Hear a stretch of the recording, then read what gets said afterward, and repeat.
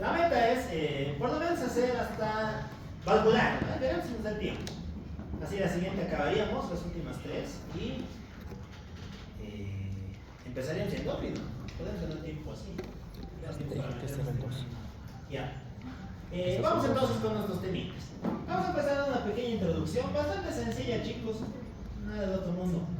A ver, hagamos un pequeño recuerdo anatomistológico. ¿Qué estamos viendo aquí? Corazón, ¿no? ¿Cuántas son las cámaras del corazón? Muy bien, dos aurículas, dos ventrículos, ¿no? Dos izquierdas, dos derechas. Las izquierdas, ¿qué tipo de sangre van a llevar? Oxigenada, muy bien. ¿Y las derechas? Desoxigenada, excelente. Pared cardíaca, ¿cómo está formada la pared del corazón? ¿Cuáles son sus capas? Miocardio, epicardio, miocardio y epicardio. O epicardio. En realidad es epicardio, pero bueno. No se olviden que por el endocardio van a pasar las fibras del sistema cardionector y por el epicardio van a pasar las ramas que irrigan al corazón. Las ramas que le dan su irrigación. Muy bien. Aquí el sistema de conducción. ¿Cómo está formado el sistema de conducción cardíaco? ¿Cómo? En orden, vamos. Nódulo aoritoventricular. ¿Entre los dos qué? Ya, las de abajo, muy claro. Después, auricular, después, Haz de His, ramas del haz de His. muy bien, rama derecha, izquierda, la izquierda se divide en anterior y posterior, y finalmente fibras de Purkinje. Muy bien, es la parte importante para las arritmias. Conmigo no vamos a hablar de arritmias, es más fisiopatología, pero es importante por lo menos recordar. Ya, irrigación del corazón, ¿cómo estaba irrigado? Color coronario. Muy bien, coronaria izquierda, coronaria derecha. ¿Cuáles son las ramas de la coronaria izquierda?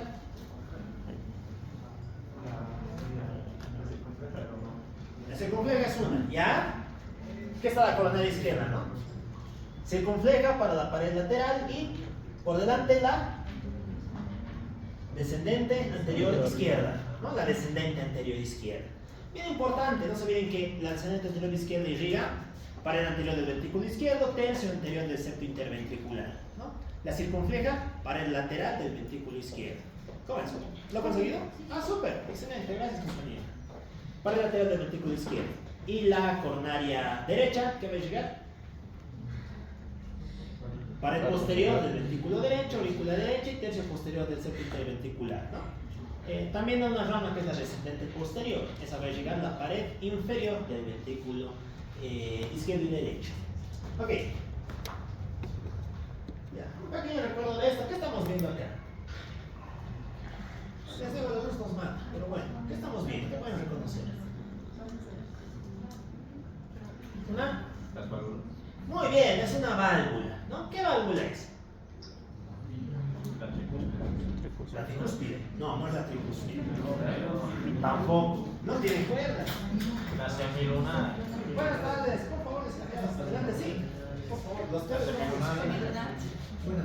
Buenas tardes. El dato funciona, pero no las TVs. Y necesito mostrarles radiografía. Los huequitos que estamos viendo acá, ¿qué son? Los orificios de las coronarias, ¿no? No se olviden que estos son los senos de Valsalva, anillos de paloma, ¿no? Los cuales van a permitir el llenado coronario. Muy bien. Bien importante, se van a alterar en la endocarditis infecciosa, en la valvulopatía reumática o en cualquier valvulopatía en general. ¿Qué estamos observando acá? Una válvula con sus partes, ¿no? ¿Cuáles serán las partes de una válvula? ¿Qué se llama esto?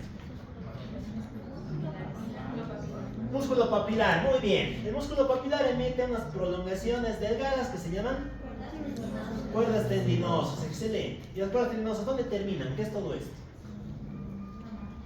Las valvas, ¿no? Las valvas o velos de una válvula. Muy bien. Importante sobre todo los músculos papilares. No se olviden que cuando, si les pasa algo a estos músculos, pues las coritas se van a romper. Eso puede ocurrir en el contexto de un infarto agudo de miocardio. Y lógicamente eso va a producir insuficiencia valvular aguda. Una aórtica aguda, una mitral aguda, etc.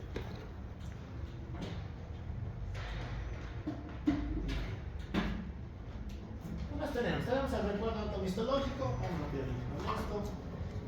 ¿Qué tipo de tejido es este? Muscular. Tejido muscular. Músculo estriado cardíaco. ¿Cómo sabemos que es estriado? Porque tiene estrías. ¿Y cómo sabemos que es cardíaco? Porque tiene dos discos, ¿no? Los discos intercalares. Fíjense que el disco es, no se nota muy bien, ¿no? Pero el disco es algo finito, es una línea apenas oscura, no es una cosa gruesa. Como vamos a ver, hay otras alteraciones de mayor dimensión que se pueden observar en distintas entidades, como el infarto. Es el tejido de conducción, estas son las fibras de Purkinje, y por aquí tenemos la imagen típica de la coronaria. ¿Qué tipo de arteria era la coronaria, se acuerdan?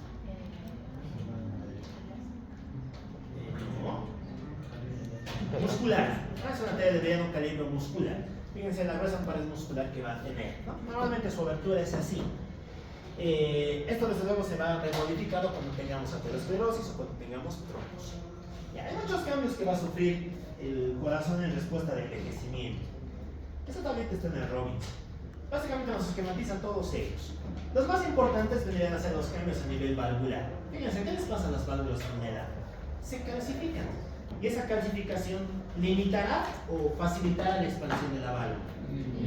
La limita, ¿no? Nos va a producir una estenosis. De hecho, la causa más frecuente de estenosis aórtica es el envejecimiento.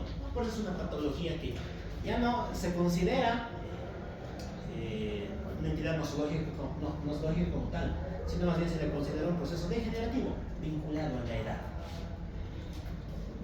También puede acumular distintas cantidades de pigmento, eso se conoce como cambio pardo del corazón. ¿A qué se debe el cambio pardo? Pues al cúmulo de un pigmento, la lipofusina. ¿Se acuerdan qué era la lipofusina? El pigmento del desgaste, ¿no? El pigmento del envejecimiento. Claro, porque recordarán que la célula muscular estriada cardíaca es una célula diferenciada terminal. ¿Puede hacer mitosis? No. Ya no, o menos le cuesta muchísimo hacerla, así que no la hace.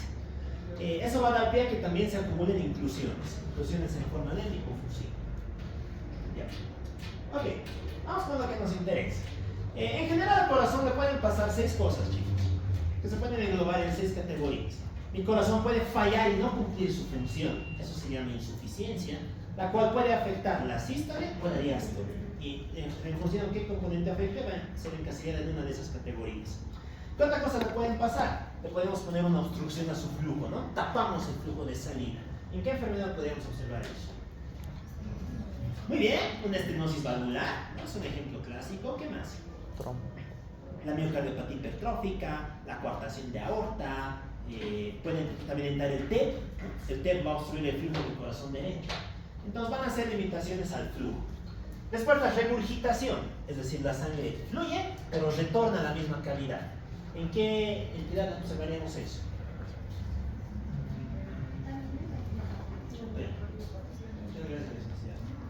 En las insuficiencias, ¿no? En las insuficiencias. ¿Qué más? La derivación del flujo. Es cuando tenemos una vía atípica que va a llevar sangre de un lado a otro. Esto generalmente se observa en las cardiopatías congénitas.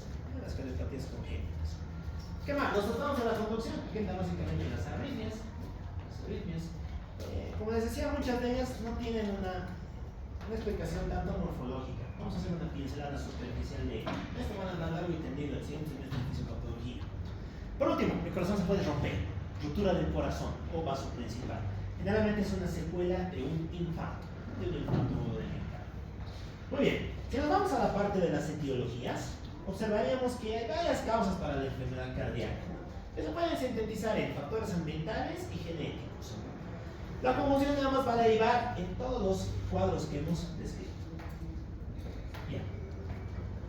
Excelente. Muy bien. Belleza. Ok, ya tenemos las 2 tests todavía. Pongamos el data, por favor. Ya. Vámonos con la insuficiencia cardíaca. ¿Cómo podemos definir insuficiencia cardíaca? Se define de 2 maneras.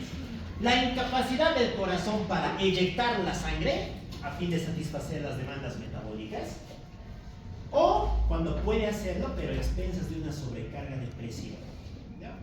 Bueno, la primera es una definición bastante lógica. Nuestro corazón falla cuando no cumple su función, ¿no? ¿Cuál es la función del corazón? Bombear sangre. La primera definición hace referencia a eso. La segunda, pero, tiene una trascendencia un poco mayor. Nos está diciendo, puede lograrlo, puede bombear sangre, pero a expensas de trabajar más, de sobrecargarse.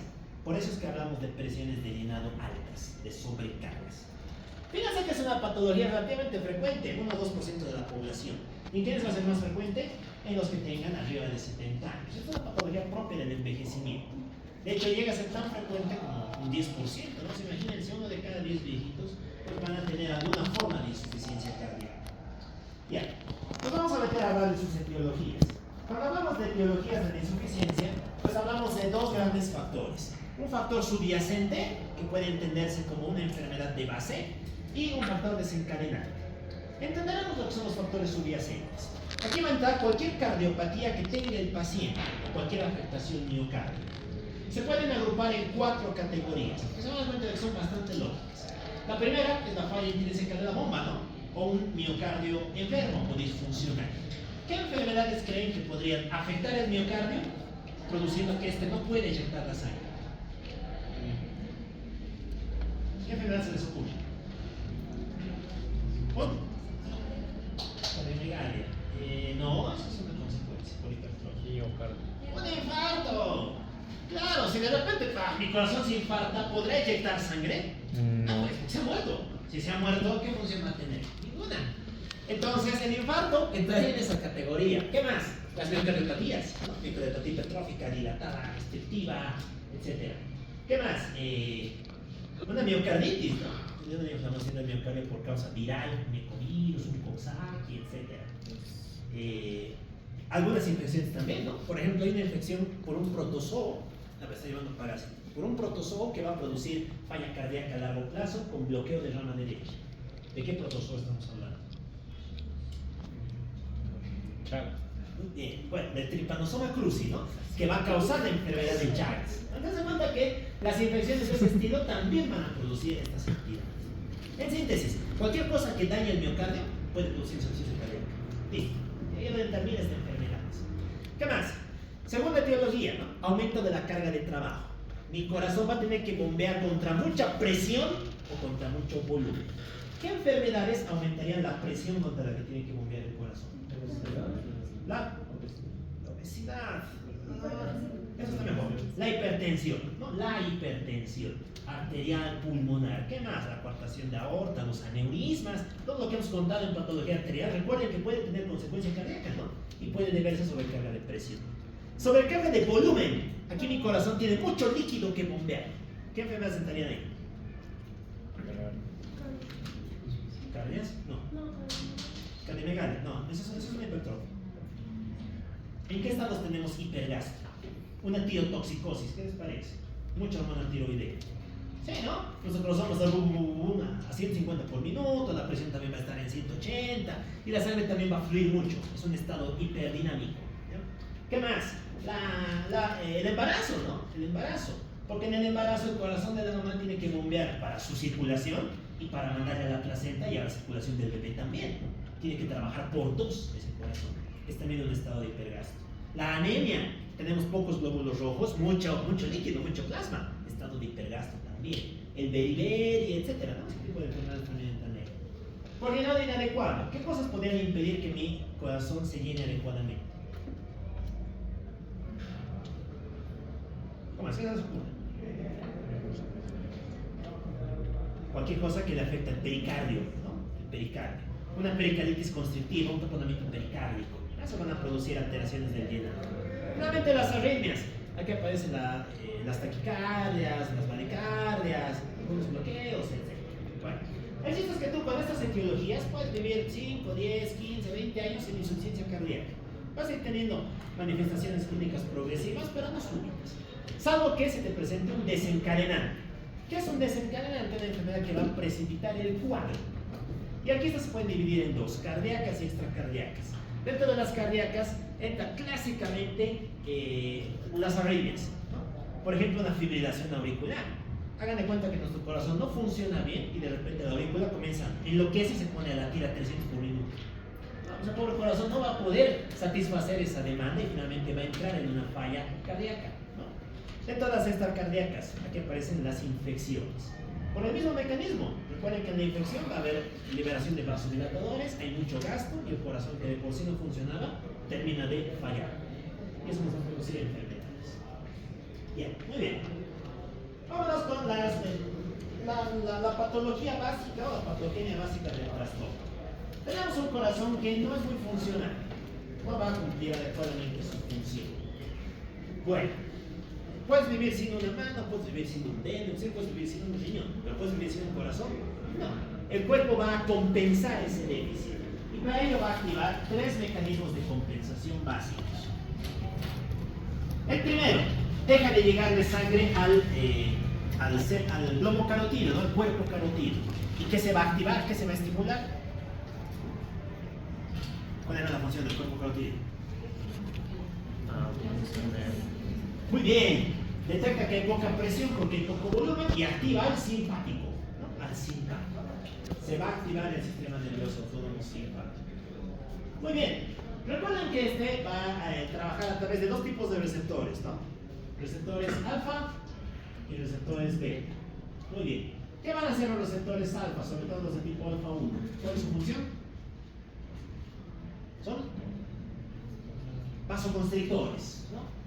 Estos van a desencadenar vasoconstricción. Y si hay vasoconstricción, vamos a tener un aumento de la presión arterial. Sube la presión. Ustedes dirán, ¿por qué? ¿Por qué queremos subir la presión? Si hemos dicho que va a haber sobrecarga de trabajo. Bueno, por la misma ley de Ohm, ¿no? Que analizamos la anterior semana. Recuerden que presión es igual a gasto cardíaco por resistencia vascular periférica.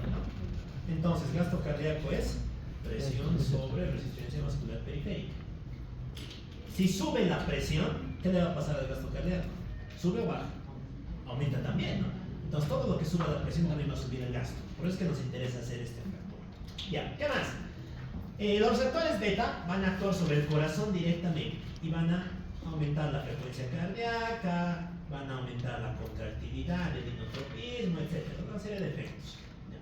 Y eso también va a contribuir a mejorar el gasto cardíaco.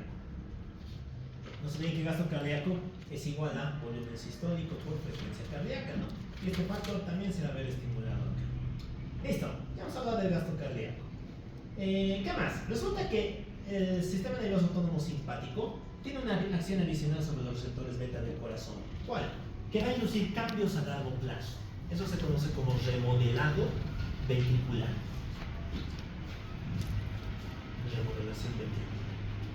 Muy bien.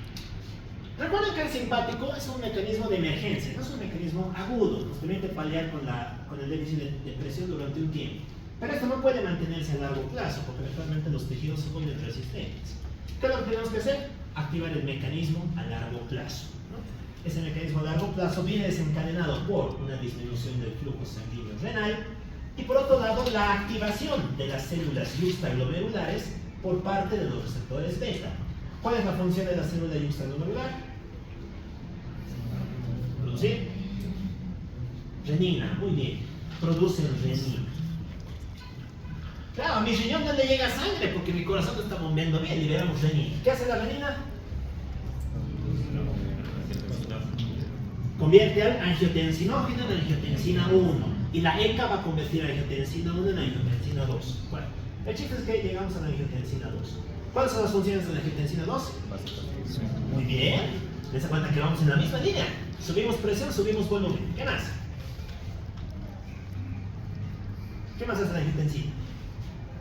Resulta que también contribuye al remodelado ventricular. También va a cambiar la simetría del corazón. Y lo más importante de todo, que va a activar otra hormona, ¿no? La aldosterona.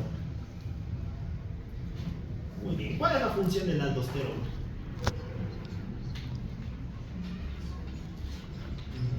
¿Cuál es la función de la aldosterona?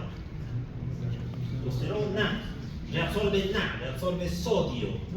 Favorece la reabsorción del sodio a nivel del túbulo colector, ¿no? Muy bien, estamos jalando sodio. Si jalamos sodio, ¿quién le va a acompañar?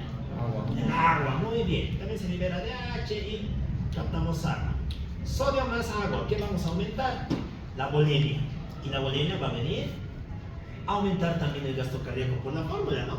Volumen sistólico por frecuencia cardíaca. Listo, este es otro mecanismo compensador importante, ¿ya?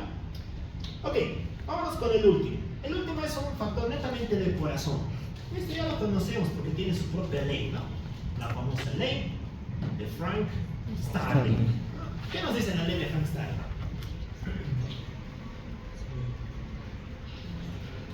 Mayor viscosidad, menor. ¿Cómo es? ¿Qué nos dice? Compañero, perdón, está filmando. Está prohibido filmar. Puede grabarla en audio, pero no en video. Vamos a hacer una cosa con los videos. Audio está bien. Si quieren lo pueden decir aquí adelante. Vamos a grabar en audio. Ya, ¿cómo es? ¿Qué nos dice la ley de Frank-Starr? ¿Nos dice qué? Mayor precarga, mayor distensibilidad de las fibras. Entonces, esto nos relaciona básicamente dos principios: volumen telediastólico del ventrículo izquierdo y el volumen sistólico. Recuerden que esto tiene una curva que nos dice que a mayor volumen telediastólico también más va a aumentar el volumen sistólico. Esa es la curva normal de Frank-Starr. ¿Qué es lo que va a pasar en una insuficiente cardíaca? Pues que la curva se aplana, comienza a despegar, y como es insuficiente va a tender a acumular mucho líquido, mucho volumen telediastólico, y esto producirá que la curva eventualmente se mantenga plana, salvo que el ventrículo haga una respuesta. ¿Cuál? Que se hipertrofie, ¿no? Que se hipertrofie. Como mi ventrículo va a ganar tamaño, va a poder compensar ese déficit. Y tampoco es que es la gran maravilla, ¿no? Fíjense que sigue por debajo de la curva normal, pero al menos puede mantener un volumen estable. Muy bien, ¿por qué ocurre la hipertrofia? Porque el corazón está recibiendo mucho volumen, mucha carga. ¿Y qué hace un músculo cuando recibe mucha carga? Se hipertrofia, exacto. Crece, se hipertrofia, ¿no? Va a comenzar a producir más proteínas, las fibras se van a hacer más grandes y se van a solapar una sobre la otra. Y eso va a producir una hipertrofia. Bien, la hipertrofia, chicos, puede ser de dos grandes tipos. Tenemos un patrón de hipertrofia en el que mi ventrículo crece hacia el centro, hacia adentro. Esto se conoce como hipertrofia concéntrica. Claro, porque nos estamos dirigiendo al centro de la cavidad, ¿no? Hacia su interior, concéntrica. Muy bien.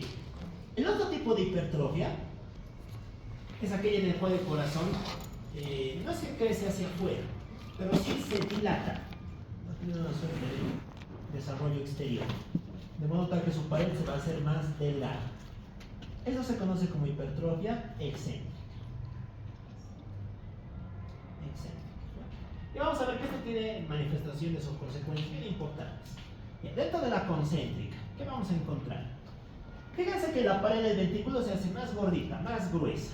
¿Esta podrá eyectar adecuadamente la sangre? ¿Sí o no? ¿Y cómo es que dice? Ya, por un lado está reduciendo el volumen, pero ahorita estamos hablando de contractilidad, de fuerza. ¿Podrá eyectar la sangre adecuadamente? Sí, ¿no? Porque tenemos más músculo. Más músculo, ¿no? En cambio, ¿qué se va a alterar acá? ¿Se podrá relajar adecuadamente? No, pues porque es tremenda masa de músculo, ¿no? Eso va a producir una insuficiencia cardíaca diastólica. Mi corazón puede contraerse bien a expensas de sobrecarga de presión, pero lo que no puede o que le cuesta es relajarse. Secundario a la hipertrofia. Actualmente esta insuficiencia cardíaca diastólica ya no se llama así, se llama insuficiencia cardíaca con FEBI preservada. Con FEBI preservada. ¿Se acuerdan qué es la FEBI? Es también una variable fisiológica, ¿no? La fracción de eyección del ventrículo izquierdo. Recuerden que esta FEBI tiene su fórmula. La FEBI es básicamente el volumen sistólico sobre el volumen telediastólico del ventrículo izquierdo. Bueno, en síntesis, es cuánta sangre se eyecta respecto a cuánta sangre tienes al terminar la diástole. Yo qué sé, si es que terminas la diástole con 100 ml y eyectas 60, tu FEBI es del 60%. No tiene más, simplemente una relación así. Ok, vámonos con esta otra, con la excéntrica.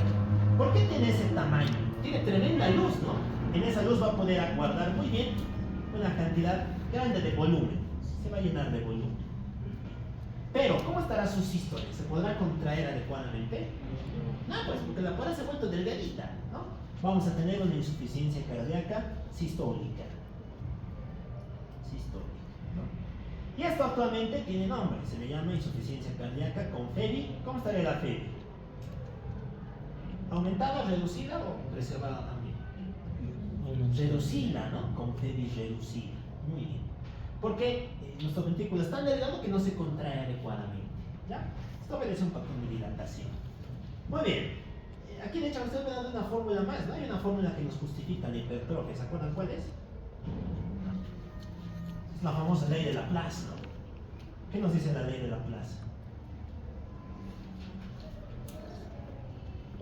Nos dice que la tensión del ventrículo derecho es igual a la presión que genera por el radio entre 2 veces su espesor, ¿no? Entre 2 veces su grosor.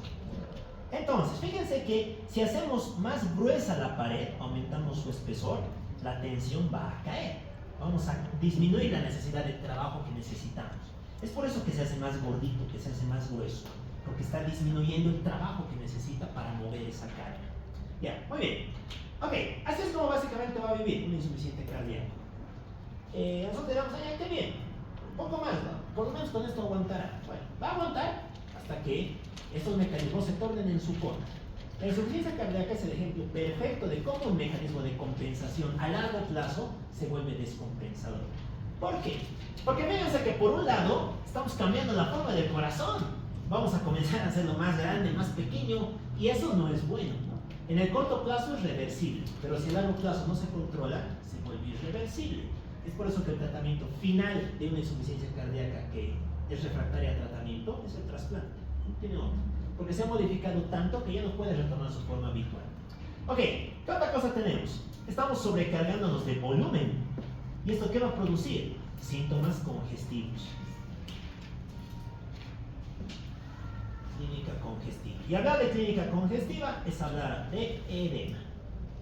El edema es la alteración hemodinámica característica de un cuadro de insuficiencia cardíaca, ¿no? Y ahora vamos a ver por qué. Ya, yendo a la misma línea. ¿Se acuerdan qué hace el corazón cuando tiene mucho volumen? ¿Qué hormona libera su ventrículo? Nada. Porque los ventrículos pueden liberar una hormona, ¿no? Cuando hay mucho volumen liberan algo conocido como BNP. ¿Se acuerdan qué es BNP? No es el nombre de un banco, ¿no? Es péptido natriurético cerebral. Cerebral porque se descubre en el cerebro, también se sabe que se libera en el ventrículo. Bueno, ¿cuál es el chiste de este péptido? Es natriurético. ¿Qué hace un natriurético? Nos hace orinar sodio, ¿no? Nos va a hacer perder sodio. ¿Por qué? Porque el cuerpo sabe que está muy cargado. Entonces va a liberar esto para tratar de perder ese volumen. ¿Ya? Esto es importante. ¿Cómo creen que va a estar el BNP en un paciente con insuficiencia cardíaca? Estará elevado, disminuido, normal. Elevado, exacto. Elevado. Elevadísimo, ¿no? Y de hecho esto se utiliza como marcador diagnóstico de la enfermedad. Cuando uno aborda un paciente con insuficiencia cardíaca, chicos, lo primero que se hace es preguntar por clínica, síntomas congestivos, historia clínica, y se le pide un electrocardiograma para buscar precisamente alguna cardiopatía que esté produciendo esto. ¿Tienes datos que te sugieran insuficiencia cardíaca? Tienes que confirmar que sea eso. ¿Cómo lo confirmas? Con BNP. Se pide BNP, eso se mide en la sangre. Si tu BNP está alta, ¿qué te queda? Ver si es FEBI preservada, FEBI reducida. Te vas a pedir un ecocardiograma. Esto actualmente se puede medir, esto lo calculan los que hacen ecocardiografías, los cardiólogos, ¿no? Y según esto vas a tener 3 categorías. Si tu FEBI es menor al 50%, perdón, es mayor al 50%, se llama insuficiencia cardíaca con FEBI preservada. Si tu FEBI es entre el 41 y el 49%, se llama insuficiencia cardíaca con FEBI levemente reducida. Y si es menor al 40%, se le llama insuficiencia cardíaca con FEBI reducida. Y a partir de aquí tú ya das tratamiento para la categoría que corresponde. Y el tratamiento también sale solamente de aquí. ¿Cómo creen que podemos tratar a estos pacientes? Si estamos viendo que el problema está aquí y aquí. ¿Podemos bloquear al simpático? ¿Qué creen? ¿Se puede o no se puede? Sí, se puede, de poder se puede, y se hace. Vamos a bloquear sobre todo con un fármaco que se llama beta bloqueante. Porque estamos viendo que nos está produciendo problemas, ¿no? Queremos anularlo. Muy bien, se le da un fármaco que se llama beta bloqueante. Son todos que terminan en ol. Metoprolol, bisoprolol, carvedilol, etc. ¿Qué más? Nos está fregando la angiotensina, ¿la podemos bloquear? Sí, ¿no? Le pondremos un IECA. ¿Alguien sabe qué es un IECA? Inhibidor de la enzima convertidora de angiotensina. Todos los que terminan en IL, ¿no? Enalapril, captopril, lisinopril, etc. ¿Qué más? Le podemos poner un ARA2, ¿no? Un antagonista del receptor de la angiotensina 2. Todos los que terminan en TAN, los sartán, etc. Candesartán, etc. ¿Qué más? Nos está fregando la aldosterona. La bloquearemos. Antagonista del receptor del mineralocorticoide. ¿Se acuerdan qué diurético bloqueaba a la aldosterona? No, la furoactúenilasa. La espirinolactona, la eplerenona, ¿no? Esos también se pueden dar aquí. Y por último, tenemos un fármaco que se llama inhibidor de los SGLT2. ¿Se acuerdan dónde había SGLT2? ¿Dónde encontramos esos canales? En el túbulo contorneado proximal del riñón. Esto sirve para reabsorber azúcar y reabsorber sodio. Si los bloqueamos, también tenemos efecto diurético. Entonces, fíjense que le estamos dando algo para bloquear al simpático y diuréticos a más no poder. ¿Por qué? Porque queremos controlar esto. Queremos que la congestión no se coma al paciente. Y actualmente estos 4 fármacos son el top de lo top que hay en manejo de insuficiencia cardíaca. Dense cuenta de que tiene también una explicación patológica basada en esto. Ya, muy bien. Vámonos en lo que estábamos.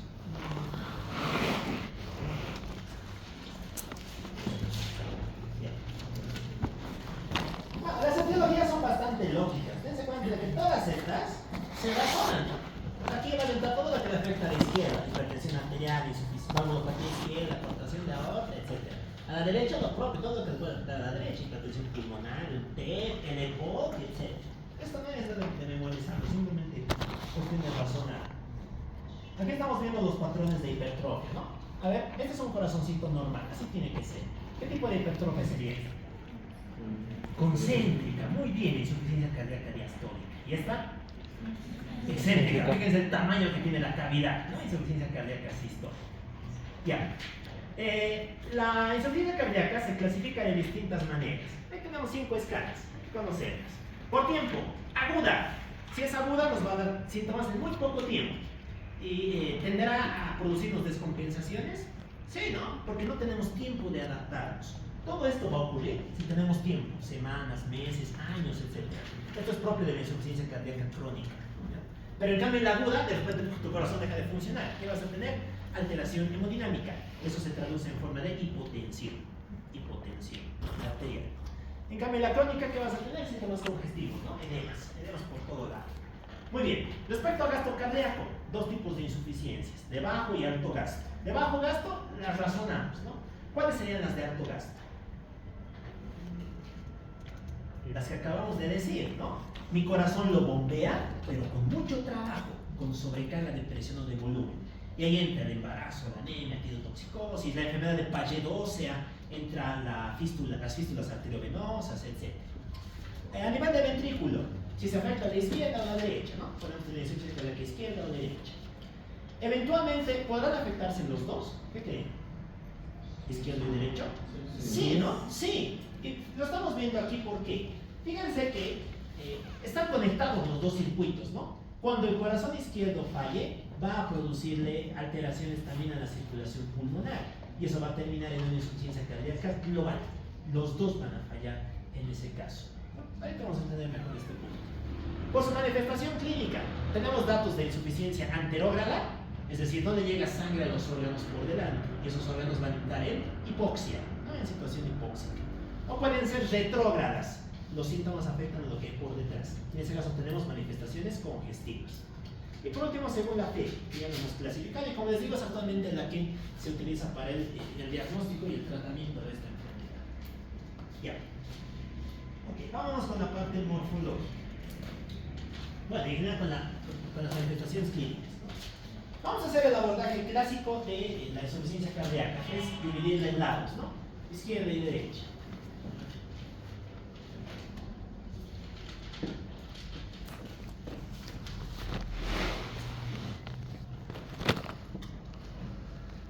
Resumamos el corazón. De este lado van a ser la aorta.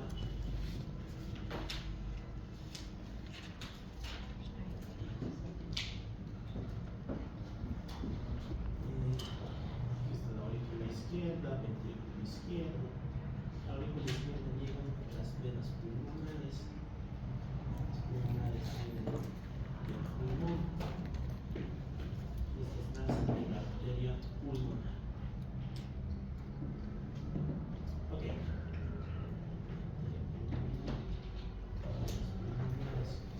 Ya. Entonces, aquí tenemos un diagramita bastante rápido de lo que es la circulación.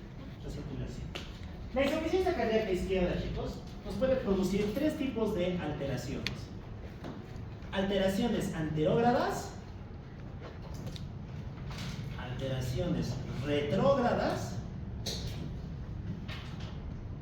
y alteraciones cardíacas como tales. Muy bien, vamos a empezar con las retrógradas, que son también las que mejor se van a entender. Hagamos de cuenta que por X y Z razón, nuestro corazón izquierdo se para, deja de funcionar. Muy bien. ¿Qué le va a pasar a la sangre en el ventrículo izquierdo? ¿Se acumulará? Okay. Mi ventrículo deja de funcionar, se apaga. ¿Qué le va a pasar a la sangre que está aquí? Se va a acumular. Se acumula, ¿no? Va a aumentar la presión del ventrículo izquierdo. Muy bien. ¿Y esta sobrecarga de presión sobre quién repercute? ¿Quién está detrás del ventrículo izquierdo? La aurícula izquierda. ¿Aumentará la presión en la aurícula izquierda también? Sí, ¿no? Porque la sangre se está acumulando. Se acumula aquí también. Aumenta la presión en la aurícula izquierda. Y de entrada aquí ya podríamos sacar una manifestación posible. Mi aurícula va a tratar de hacer mucha fuerza para bombear esta sangre al corazón que no funciona. Y producto de tanta fuerza puede desarrollar una arritmia, puede desarrollar una fibrilación auricular, que puede ser una consecuencia a largo plazo de esto. Ok, seguimos. La sangre se acumula en la aurícula izquierda y después se transmite a lo que hay por detrás. ¿Quién está detrás de la aurícula izquierda? ¿Quién demanda sangre a la aurícula izquierda? Las venas pulmonares, muy bien. Se acumula la sangre en las venas pulmonares. Esto va a seguir aumentando aquí y aquí hasta que llegamos al pulmón, ¿no? Hasta el capilar pulmonar. ¿Aquí aumentará la presión también? Sí, ¿no? Porque la sangre no está pudiendo moverse, se está atorando, se está estorbando. Muy bien, y aquí es donde van a comenzar las manifestaciones de la insuficiencia cardíaca izquierda. Las primeras de ellas, las retrógradas, se caracterizan por ser manifestaciones disneicas. Disnea. ¿Esta disnea a qué se debe? A la afectación pulmonar secundaria de la insuficiencia cardíaca izquierda, como estamos viendo aquí. Ok, fíjense que se empieza a acumular el líquido. Líquido. Si tenemos un cúmulo de líquido, ¿cuál de las presiones de la ley de las presiones de Starling aumentaría? ¿Cómo es? ¿Cuál presión aumentaría? La presión hidrostática capilar. Y si aumenta la presión hidrostática capilar, ¿qué tipo de trastorno hemodinámico tendríamos? Edema. Muy bien. Esta excesiva cantidad de líquido va a comenzar a salir fuera del capilar. Y lo primero que hace es depositarse en el intersticio. Vamos a tener algo conocido como edema intersticial.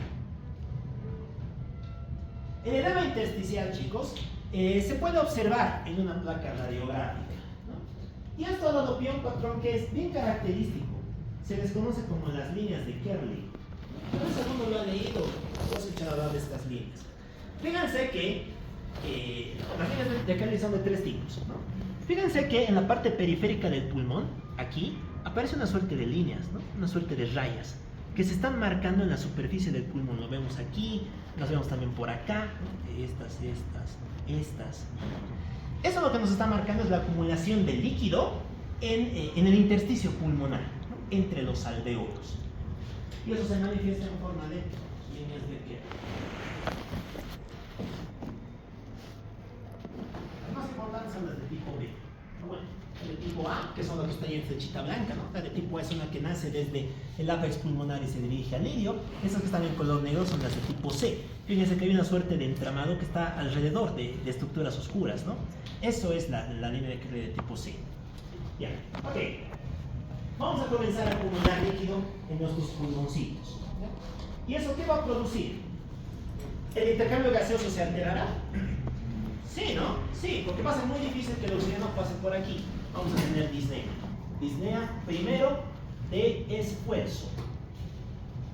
¿Qué es esto? Quiere decir que yo me pongo a hacer cualquier actividad física y voy a sentir que me falta aire. El ejemplo clásico es subir gradas. Si estoy llegando tarde, quiero llegar aquí arriba, 2 pisos, 5, se ponen a correr. Y si en mitad de la escalera, digamos, sienten que les falta aire o que hay una sensación de molestia o opresión, probablemente es una disnea, ¿no? Una disnea de esfuerzos de ese tipo, ¿no? Ok, no le hemos tirado bola a la presión intersticial. Bueno, el líquido va a seguir acumulándose. ¿Y cómo se acumula? ¿A dónde va a pasar? Al alveolo. Al alveolo. El líquido sale del intersticio y afecta al alveolo. Esto se va a denominar edema alveolar. Edema alveolar. Lógicamente, el intercambio gaseoso se compromete más todavía. ¿Qué más? Cuando hacemos una radiografía en este cuadro, observaremos que mucho de este líquido se encuentra dentro del alveolo o inclusive alrededor del mismo, ¿no? Y cuando alcanza un gran tamaño, recibe un nombre característico. Fíjense esta plaquita. ¿Qué les llama la atención ahí?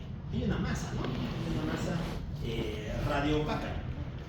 Generalmente cuando uno mira una masa radioopaca, lo primero que cualquiera piensa es cáncer, ¿no? Cáncer de pulmón. Pero resulta que le pasas un diurético, algo que les hace orinar más, y tienes esto, desaparece. Eso se conoce como el tumor fantasma, ¿no? Y se debe a la presencia de líquido a nivel de los alveolos. Tumor fantasma. ¿Qué más? Mucho de este líquido se va a depositar alrededor de los bronquiolos. ¿El aire podrá pasar adecuadamente por esos bronquiolos? No, porque está limitado, ¿no? Y cuando pase, va a tener un sonido bien característico, similar a un silbido, ¿no? Cuando silbamos, nosotros también fruncimos los labios, ¿no? Estamos creando que el mismo efecto, estamos frunciendo el bronquiolo. Eso se conoce como sibilancia, ¿no? Las sibilancias son un hallazgo propio del asma, pero cuando ocurren en este contexto, se le llama asma cardíaco. ¿Cómo es eso? Pero el asma solo afecta al pulmón, sí, pero aquí la causa es una cardiopatía, ¿no? Por eso se llama asma cardíaco. Un término interesante de entender. Ya, por último, va a haber derrame pleural, ¿no? El líquido sale fuera del alveolo y se deposita en forma de derrame pleural. Ok, vamos a puntualizar aquí un poco más. Volvemos a nuestra imagen básica. No le has tirado bola a tu pobre edema, ¿no? Sigues cansándote con esfuerzo, pero solo cuando corres. Bueno, no pasa nada. La enfermedad va a progresar y vas a llegar a una segunda etapa. Esto se conoce como ortopnea. ¿Qué es ortopnea? ¿Alguien sabe? La disnea en decúbito, ¿no? En decúbito. Generalmente, ¿cuándo la gente adopta el decúbito? ¿Cuándo ustedes adoptan el decúbito? Decúbito dorsal. Exacto, para dormir, ¿no? Esto clásicamente se va a presentar en la noche. En la noche, cuando estás procurando dormir. Y la persona se echa, se reclina un rato y de repente siente que le falta el aire. Pero bien inteligente, ¿no? La personita agarra, reclina un poquitito su posición y se pone unas almohaditas debajo. Y así sí va a poder dormir. ¿Por qué? ¿Por qué mejoraría eso la manifestación clínica? Porque al inclinar nuestro torso, estamos haciendo que la gravedad nos ayude a mandar la sangre hacia el corazón. Estamos ayudando al corazón a través de cambiar nuestra posición. Ok, bueno, esto no ha sido suficiente. Sigues con tu ortopnea, pero no le tiras bola. Bueno, pasas a la siguiente etapa. Esta se llama disnea, porque va a haber falta de aire. Paroxística nocturna. ¿Qué quería decir paroxístico? ¿Se acuerdan? Que ocurre de repente, ¿no? Sin un desencadenante claro. Esta es una disnea que aparece en mitad de la noche, ¿no? Tú estás durmiendo y de repente sientes que te va a dar y te despiertas, lógicamente. Despierta y la gente se para bien agitada, bien asustada, te cuentan, ¿no? Se paran, miran por la ventana, caminan, porque, nuevamente, no nos estamos poniendo de pie, estamos haciendo que la gravedad nos ayude a mandar la sangre al corazón, ¿no? Disnea paroxística nocturna. Bueno, no le has tirado bola, sigues con tu disnea. Vas a pasar a la siguiente etapa, ¿no? Esta etapa se conoce como la disnea de reposo. Así como están ahora, ¿no? Estás sentado y de repente sientes que te falta aire, te paras, te agitas, caminas, etc. Disnea en reposo. Y si ni así le has tirado bola al pobre pulmón, pues el pulmón también no tiene dónde más meter el líquido, ¿no? Está bañado el líquido. Entonces va a llegar a la última etapa, que es el edema agudo de pulmón. Y ustedes saben que el edema agudo de pulmón es una consecuencia potencialmente mortal. Hay personas que pueden fallecer por ello. El edema agudo de pulmón tiene una imagen radiológica característica. Se conoce como imagen en alas de mariposa. ¿Qué es lo que estamos observando aquí? Bueno, los radiólogos igual son gente bien especial, ¿no? Supuestamente es una mariposa con sus alas laterales, etc. Bueno, el chiste es que es un edema bilateral. Un edema bilateral de centro en el mediastino, el cual se dirige hacia las porciones periféricas del pulmón. Ya, ok. Listo. Seguiremos, ¿no? Ya hemos taqueado el líquido del pulmón por donde ya no cabe. Nuestro pulmón está bañado en líquido. Pero la presión sigue estando alta. Esta presión hacia dónde se va a transmitir? Hacia lo que tiene detrás, ¿no? ¿Qué hay por detrás? La arteria pulmonar, exacto. Nos va a producir hipertensión pulmonar. Y esto finalmente se transmite a lo que tiene detrás. ¿Quién está detrás de la arteria pulmonar? El ventrículo derecho. Muy bien. ¿Y qué hace un ventrículo cuando se encuentra con una gran cantidad de volumen? Hipertrofia excéntrica, se dilata. Esto va a producir disfunción ventricular derecha. Y fíjense, hemos comenzado con insuficiencia ventricular izquierda y terminamos con una ventricular derecha. Esto se llama insuficiencia cardíaca global. Se van a afectar los dos ventrículos. Por eso les decía que una causa frecuente de ello es la afectación del corazón izquierdo. Ok, eso en cuanto a manifestaciones retrógradas. A la histología, ¿se podrá ver algo? Sí, ¿no? Si es que hiciéramos un hemógrafo cuadrangular o una biopsia pulmonar, observaríamos esto. ¿Se acuerdan qué se llama esto? ¿Qué se llaman esas células?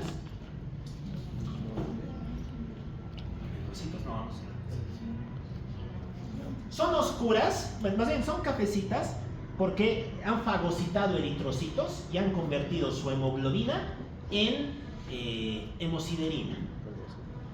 Estas se llaman células de la insuficiencia cardíaca.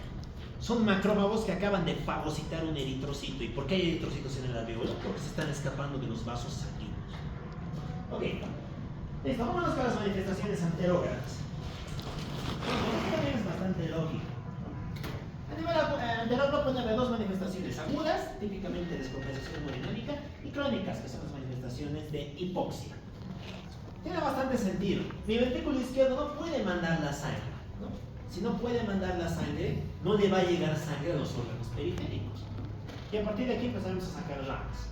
Recuerden que el callado, después de las coronarias, va a dar al tronco brachiocefálico derecho, con la carótida izquierda y la subclavia izquierda. Si es que no le llega suficiente sangre a las carótidas, ¿qué manifestación tendríamos? ¿Qué irrigaban las carótidas?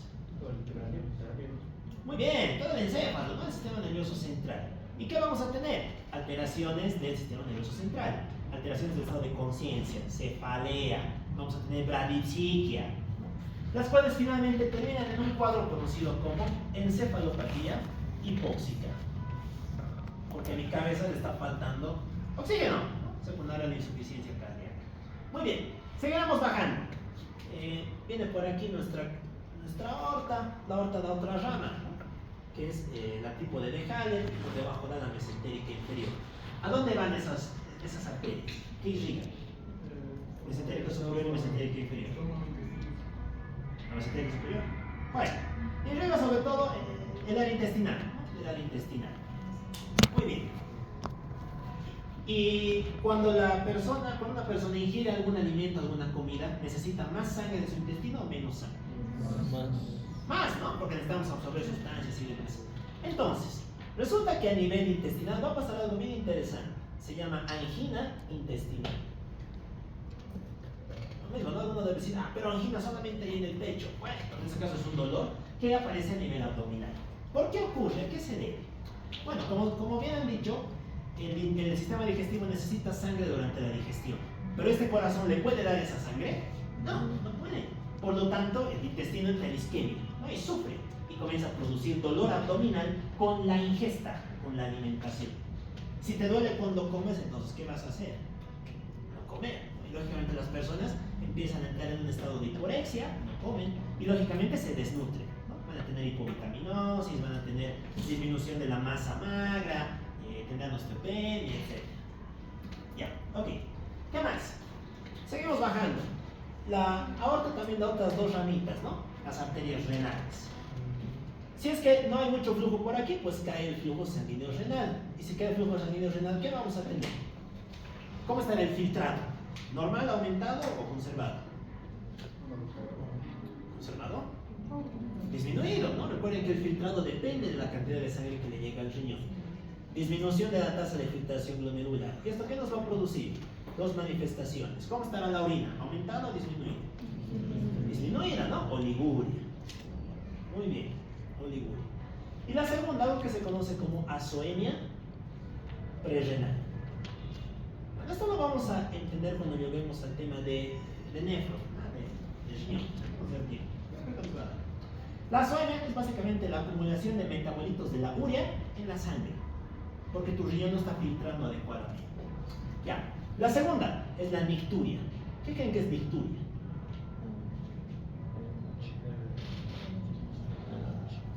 Noche. Todos tenemos noche, pero ¿qué hacemos en la noche? Ya, ok. Si alguno de ustedes llega a su casa, ¿no? En la noche, a mitad de su jornada de estudio, lo que quieran, tiene ganas de ir a orinarse a la nicturia. Están orinando en la noche. Es cuando en mitad del sueño te dan ganas de orinar. O sea, tienes tanta necesidad de orinar que te despierta y te obliga a ir al baño, ¿no? Es una necesidad imperiosa de acudir al baño durante el sueño. ¿Y por qué ocurre? Pues porque, como hemos visto, durante el sueño estás en decúbito dorsal. En decúbito dorsal aumenta o disminuye el retorno venoso. Aumenta, ¿no? Porque tus piernas están al mismo nivel del corazón. Y este corazón es incapaz de manejar tanto volumen, por lo tanto entra en estado de insuficiencia. Ya. Ok, ¿qué más? Vamos a hablar de las alteraciones renales. Y por último las musculares, ¿no? Que son bastante lógicas. Astenia, dinamia, ¿no? Te va a costar mucho hacer esfuerzos, etc. Secundario al mismo proceso. Ya. Para terminar vamos con la cardíaca. Dentro de la cardíaca hemos hablado mucho de hipertrofia, ¿no? Nuestro corazón se va a hipertrofiar. ¿Cómo lo veríamos si es que sacamos una radiografía de estos pacientes? ¿Qué es esto? ¿Qué les parece ese corazón? ¿Cómo? Chico, no. ¿Cómo es ese corazón? Lleno de amor. Está lleno de edema. Está bañado en líquido. Eso se llama cardiomegalia. Cardiomegalia. Bueno. Cardiomegalia. Claro, fíjense la imagen que tiene ahí el corazón, ¿no? Fíjense esta toma. El corazón está tan grande que está comenzando a colapsar el pulmón izquierdo, ¿no? Y de hecho, estas sombras que miran en un color más claro hacen referencia al líquido, ¿no? Esta es una muestra del edema alveolar que caracteriza la insuficiencia cardíaca. ¿Qué más? Van a aparecer dos ruidos, el S3 y el S4. Bueno, ustedes han debido llevar el signo cardíaco hasta el S1 y el S2, ¿no? Pero, ¿se acuerdan que en qué circunstancias había S3 y S4? También está en los libros de física.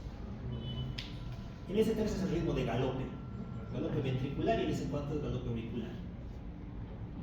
El S3 cuando el ventrículo se llena deprisa, ¿no? Se llena muy rápido, y como se llena tan rápido, llega a un sonido más intenso, ¿no? Y el S4 por una contracción auricular sostenida. Por lo mismo, mi aurícula tiene mucho líquido, entonces ¿qué va a hacer? Contraerse con más fuerza, ¿no? Aparece S3 y S4. Ok. ¿Qué más? Disminuye la presión del pulso, ¿no? Pulso alternante, van a ver arritmias. Bueno. Y por último, hablaremos del síndrome cardiorrenal. ¿Qué es el síndrome cardiorrenal? ¿A qué les suena? Cardio, corazón, renal, riñón, ¿no? Es la insuficiencia cardíaca en un contexto de insuficiencia renal. Ahora bien, la pregunta es, ¿qué pasa primero, no? ¿Renal o cardíaco? Bueno, depende. De hecho, el síndrome cardiorrenal se divide en 5 categorías. En las categorías 1 y 2, primero hay insuficiencia cardíaca y a consecuencia de ello aparece insuficiencia renal. Mientras que en los estadios 3 y 4, primero hay insuficiencia renal y después hay insuficiencia cardíaca. Y en el 5 aparecen los dos al mismo tiempo. Bueno, se da cuenta de que la afectación de uno, en este caso el corazón, puede traducir afectación renal, ¿no? En forma de este signo. Bien, muy bien. Vamos por este ladito. Las imágenes del corazón, ¿no? Corazonzote, ¿no? Cardiomegalia, ahí es lo característico de la insuficiencia cardíaca izquierda. Aquí vemos una fibra hipertrófica, ¿no? Recuerden que así es el músculo estriado cardíaco normal, ¿no? ¿Pero qué les parece esto? Mucho más grande, ¿no? Fíjense que inclusive el núcleo tranquilamente podría equivaler a una fibra miocárdica que teníamos antes. Esto corresponde a un patrón de hipertrofia cardíaca. Bien. Ok. Listo. Vamos con la derecha. Insuficiencia cardíaca derecha.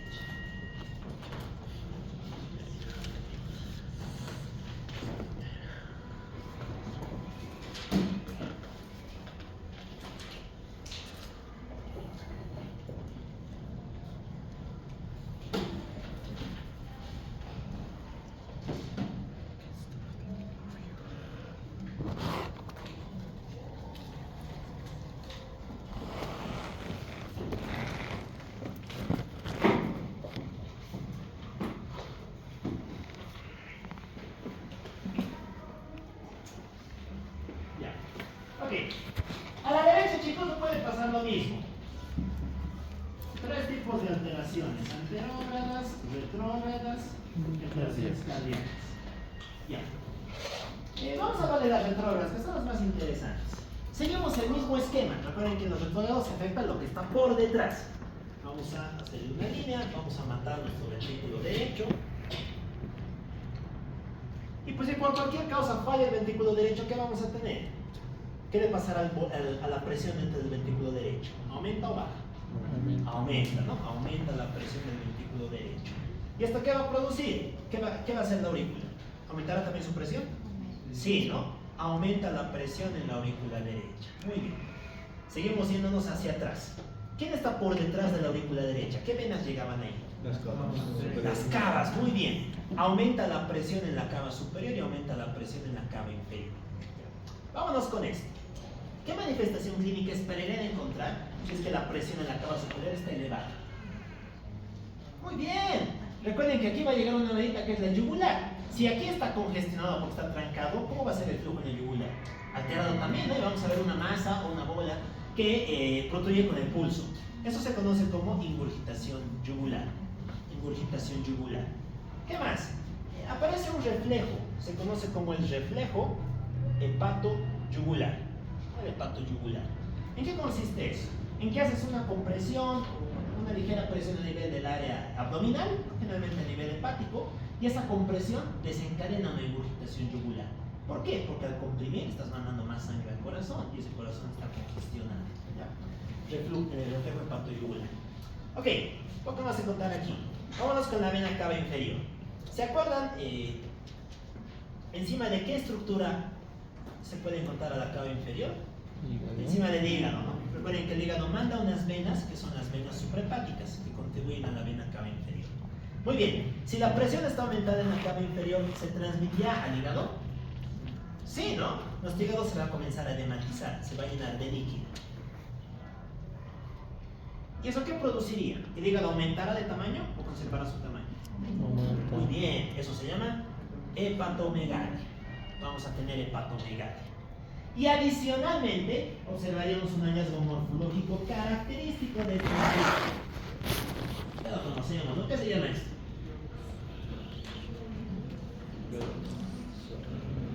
¿Qué se llama esto? Hígado, ya, pues, sabemos que es el hígado, pero ¿qué tipo de alteración anatopatológica estamos viendo ahí? En forma de comida. Hígado en nuez moscada. Ese famoso hígado en nuez moscada. Recuerden que el hígado en nuez moscada nos traduce un proceso de congestión hepática crónica, ¿no? Todas estas líneas oscuras que están viendo aquí es sangre venosa que se está acumulando, que se está congestionando, la cual sobre todo, recuerden que es prominente a nivel centrolobular, como la imagen que estamos observando acá. Ok, ocasionalmente va a haber aumento de fosfatasa alcalina, elevación de transaminasas, bastante raro, puede haber, ya. El chiste es que como el como el hígado está fallando por causa cardíaca, también va a recibir un nombre bien interesante. Se le conoce como la cirrosis cardíaca. Cirrosis cardíaca. Porque la causa de este problema es normalmente una cardiopatía. Muy bien. ¿Qué vena llegaba al hígado? ¿Se acuerdan? La porta, excelente. ¿Cómo se forma la vena porta? ¿Cómo? ¿Mesentérica? ¿Inferior? No.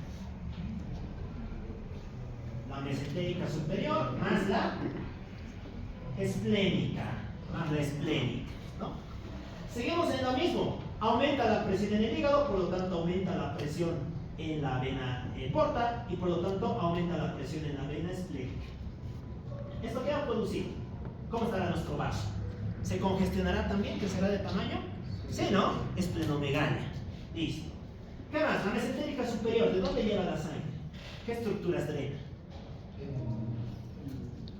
El intestino, excelente. Vamos a tener un intestino que va a estar edematizado, hinchado. ¿Y un intestino edematizado podrá absorber proteínas o sustancias? No. Recuerden que la absorción es inversamente proporcional a la distancia que tiene que difundirse. Entonces, esto va a producir un cuadro conocido como enteropatía. Pierde proteínas. Vamos a comer, pero no se absorbe. Por lo tanto, tenemos desnutrición, hipovitaminosis, etc. Ok. Bien, por último, por aquí atrás sigue viniendo la cava inferior, ¿no? Recuerden que la cava inferior recibe la sangre de las vísceras pélvicas, etc., pero también las del miembro inferior, no las del miembro inferior. ¿Aumentará la presión en la vena femoral, en la poplitea? Sí, ¿no? Seguimos transmitiendo presiones. ¿Y eso qué va a producir? Edemas. Edemas del miembro inferior. Edema del miembro inferior. ¿No? Edema del miembro inferior. Ok, el cual lógicamente va a depender con la posición. Si estás de pie, va a ser el miembro inferior por la gravedad. En cambio, si estás echado, se llama la región glútea, la región dorsal. Bueno, el chiste es que hay edema que depende de la posición corporal. Muy bien. Dense cuenta que todas las manifestaciones se deben a una cosa, ¿no? Edema congestivo. Ahora lo que habíamos anotado aquí. El centro clínico de todo eso es esto. Tenemos demasiado volumen para un corazón que no puede trabajar con eso. Y eso es lo que va a terminar produciendo la congestión y el edema característicos. Ya. ¿Qué más tenemos por este lado? A nivel anterógrado, ¿habrá algo? ¿Van a tener disnea estos pacientes? Una insuficiencia cardíaca derecha pura, ¿tendrá disnea, sí o no? No, pues porque el pulmón está bien. Dense cuenta que normalmente trabaja con pocas presiones y si de por sí no le puede mandar mucha sangre, pues va a ser difícil que haya disnea. Si es pura, no es muy frecuente que haya disnea en las insuficiencias cardíacas derechas, ¿ya? Salvo que sean consecuencia de una izquierda. Ok, y por último, las cardíacas que son las mismas que las que le pasaban al ventrículo izquierdo. Esto ya lo hemos visto, ¿no? Vamos a hacer un mismo diagnóstico básico. No se olviden, el biomarcador más importante es el péptido natriúrico cerebral, ¿no? Tiene un alto valor predictivo negativo. ¿Qué es eso? ¿Qué es el valor predictivo negativo? ¿Qué hemos llevado epidemiología? Es un índice que nos permite descartar con mucha factibilidad una etiología. Es decir, si esto es negativo, nos dice insuficiencia cardíaca no es. Pueden ser miles de otras causas, pero esto no es. ¿Con qué lo confirmamos? Con un ecocardio. El ecocardio es donde vamos a mirar todas las alteraciones que le pasan al corazón. Y el tratamiento, pues ya lo hemos contado, ¿no? Inotrópicos, IECAS, etc. Listo. Ok, esta es la parte de las insuficiencias cardíacas, la insuficiencia cardíaca. Vamos a borrar este lado, ¿no? Vámonos con las congénitas. Bien, es las congénitas.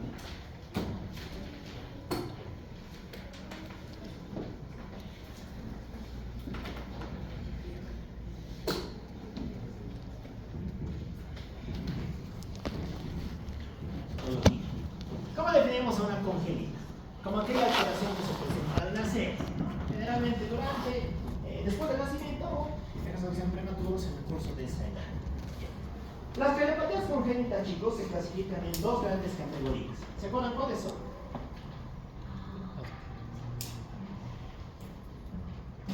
Acianóticas y cianóticas. Acianóticas y cianóticas. Muy bien. Dentro de las acianóticas tenemos a su vez una subdivisión que va a depender del flujo pulmonar. Según tengamos flujo sanguíneo pulmonar aumentado o flujo sanguíneo pulmonar disminuido o normal. Aquí van a aparecer tres enfermedades.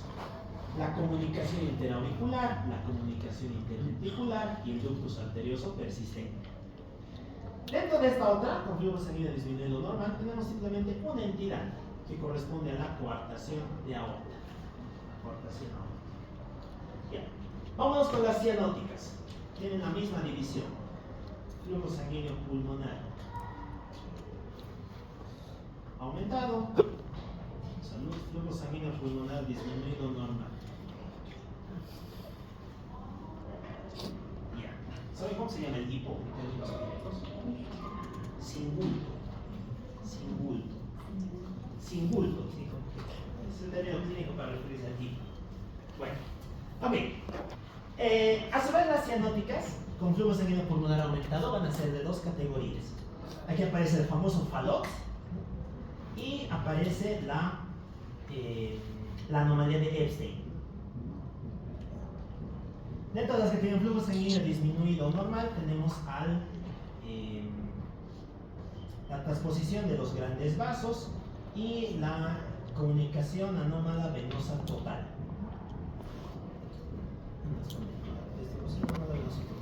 Okay. Listo. Vamos a hablar de los más relevantes, sobre todo las que hagan alusión porque son todos. Bien, antes vamos a dar algunas manifestaciones generales de las cardiopatías. Empezaremos hablando con las acianóticas. En una acianótica, ¿hay cianosis, sí o no? Pues por eso se llama así, ¿no? Y la pregunta es ¿por qué? Esa es la gran pregunta. ¿Por qué no hay cianosis?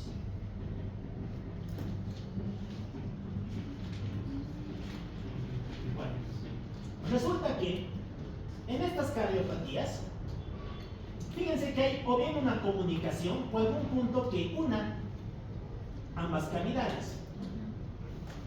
Digamos, una comunicación interauricular. Ya, muy bien. Ahora, entre el corazón izquierdo y el derecho, ¿cuál genera más presión, chicos? ¿Cuál genera más fuerza? El izquierdo, ¿no? Es más gordito, etc. Muy bien. Entonces, cuando los dos se contraen, ¿quién va a ganar? El izquierdo, ¿no? Y el izquierdo va a mandarle sangre al derecho. ¿Ya? ¿Qué tipo de sangre le mandará? ¿Oxigenada o desoxigenada? Oxigenada, muy bien. Por lo tanto, estamos mezclando sangre oxigenada con sangre desoxigenada. Y por la aorta, ¿qué tipo de sangre va a salir? Solamente oxigenada. Oxigenada. Por eso son acianóticas. Este paso, esta comunicación, se conoce como shunt. Este shunt está viniendo de izquierda a derecha. Shunt, izquierda, derecha. ¿Ya? Así se llama. Recuerden que la palabra shunt quiere decir cortocircuito, ¿no? Porque estamos cortando todo este circuito y le hemos puesto ahí un caminito que comunica las dos cavidades. Muy bien. Ahora, dense cuenta de algo muy interesante, ¿no? Le estamos mandando sangre al corazón derecho. ¿Qué es lo que hacía un corazón cuando se llena, cuando se sobrecarga de volumen? ¿Qué respuesta adaptativa presenta? Muy bien. El corazón de los niños clásicamente se hipertrofia, el del adulto se dilata, pero el de los niños se hipertrofia. Entonces, este corazón derecho va a decir, tengo mucho volumen, bueno, me haré más grande. Más grande, se hipertrofia. Más grande, hasta que llega un punto en el que dice, ahora yo tengo más presión que tú, porque este se ha hipertrofiado, ¿no? Si el derecho tiene más presión que el izquierdo, ¿en qué sentido irá la circulación ahora? De derecha a izquierda, ¿no? Va a ir al revés. Exacto. Cuando eso pasa, ¿habrá cianosis? ¿Sí o no? Claro, porque aquí estamos mandando sangre desoxigenada a la izquierda y este va a mandar esa desoxigenada por aquí. Desoxigenada. Eso, chicos, se conoce como fenómeno o síndrome de Eisenmenger. El fenómeno síndrome de Eisenmenger es cuando una cardiopatía acianótica se convierte en cianótica debido a la inversión del shunt, debido a la inversión del cortocircuito. Y esto es algo característico de estas enfermedades. Ya. Muy bien. ¿Qué otras manifestaciones encontraríamos en general aquí? Pues estamos mandando mucha sangre al corazón derecho y este le va a mandar también mucha sangre a la circulación pulmonar, ¿no? Eso nos va a producir insuficiencia cardíaca derecha. ¿Qué más? Tenemos un estado de hiperaflujo pulmonar. Está pasando mucha sangre por ahí. Y esto aumenta la probabilidad de tener infecciones. Infecciones respiratorias. Ustedes saben que donde se acumula líquido, les gusta crecer o proliferar a las bacterias. Bien, muy bien. En cambio, ¿qué va a pasar en las cianóticas? En las cianóticas, por X, Y o Z razón, el flujo desde el principio es al revés. Aquí aquí el shunt va a ser de derecha a izquierda. Shunt derecha a izquierda. ¿Y eso qué va a producir? Pues cianosis, ¿no? Por eso son cardiopatías cianóticas. Cianosis. Muy bien. ¿Qué más? Le estamos mandando sangre desoxigenada a los tejidos. ¿Los tejidos se podrán oxigenar? No, no. Van a entrar en estado de hipoxia. Estado de hipoxia crónica. Y hay muchos tejidos que responden de manera diferente. Hemos visto cómo responde el encéfalo, etc., ¿no? Hay algo bien interesante que es la respuesta del tejido óseo. Fíjense estos deditos. Esto se llama osteopatía hipertrófica. Se cree que es porque el hueso recibe poco oxígeno, por lo tanto se deforma. Va a tener esta morfología característica en palillo de tambor. Así se le llama, dedos en palillo de tambor. También van a cambiar la formita de las uñas. Las uñas se van a volver mucho más cóncavas, ¿no? Esto se conoce como acropaquía. Es también un dato de congestión venosa crónica. Ok. Bueno, vamos a revisar sus uñas. Okay. ¿Qué más podemos tener? Hemos hablado de la osteopatía hipertrófica. Va a llegar de poca sangre a la médula ósea. ¿Qué hace la médula ósea? Dice, ¿por qué tan poquito oxígeno? Produciremos más glóbulos rojos. Vamos a tener policitemia, poliglobulia, policitemia. Secundaria la respuesta de compensación que va a desarrollar la médula ósea. ¿Qué más? Aparece algo conocido como embolia paradójica. ¿Alguien sabe qué es la embolia paradójica? ¿Se acuerdan? Bueno, ¿cuál es el sitio más frecuente de origen de un embolio?